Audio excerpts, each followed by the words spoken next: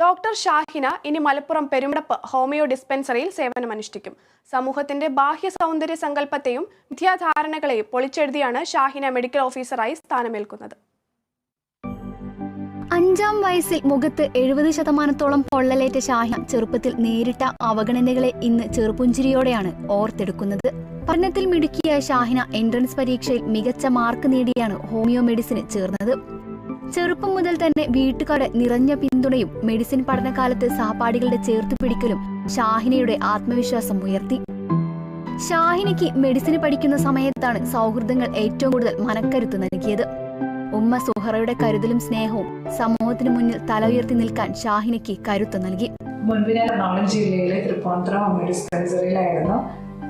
ഇപ്പോൾ ഹസ്ബൻഡിൻ്റെ നാടാണ് മാറഞ്ചേരി, മലപ്പുറം ജില്ലയിൽ.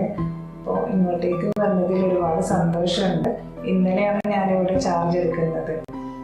പെരുമ്പടപ്പ് ഗ്രാമപഞ്ചായത്തിൻ്റെ കീഴിലാണ് ഈ ഡിസ്പെൻസറി വർക്ക് ചെയ്യുന്നത്.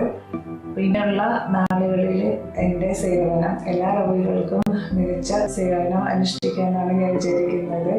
അതിനുള്ള എല്ലാ സപ്പോർട്ടും പെരുമ്പടപ്പ് ഗ്രാമപഞ്ചായത്തിൻ്റെ ഭാഗത്തു നിന്ന് ഉണ്ടാകുന്ന പ്രതീക്ഷിക്കുന്നു.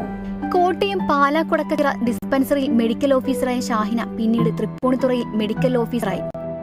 ഇതിനിടെ ഷാഹിനയുടെ ഫോട്ടോഷൂട്ട് നാട് ഏറ്റെടുക്കുകയും ചെയ്തു. സിനിമാ നടൻ മമ്മൂട്ടിയുടെ പ്രശംസ പിടിച്ചുപറ്റുകയും ചെയ്തു. തുടർന്ന് മമ്മൂട്ടി ഡയറക്ടറായ പതഞ്ജലി ഹെർബൽസിൽ ഷാഹിനയുടെ ചികിത്സ നടത്തുകയും ചെയ്തു. മാറഞ്ചേരി സ്വദേശി നിയാസിന്റെ വധുവായി കൊച്ചിയിൽ നിന്നും മാറഞ്ചേരിയിലെത്തിയ ഷാഹിന ഭർതൃഗൃഹത്തിനടുത്ത ഡിസ്പെൻസറിയിൽ ചുമതലയേറ്റു. പൊള്ളുന്ന ജീവിതാനുഭവങ്ങളിൽ പതറാതെ മുന്നേറിയ ഷാഹിന പ്രതികൂല സാഹചര്യങ്ങളിൽ തളർന്നു പോയവർക്ക് പ്രചോദനമാണ്, ഒപ്പം മുന്നേറാനുള്ള പ്രതീക്ഷയും. Kerala vision news, Malappuram.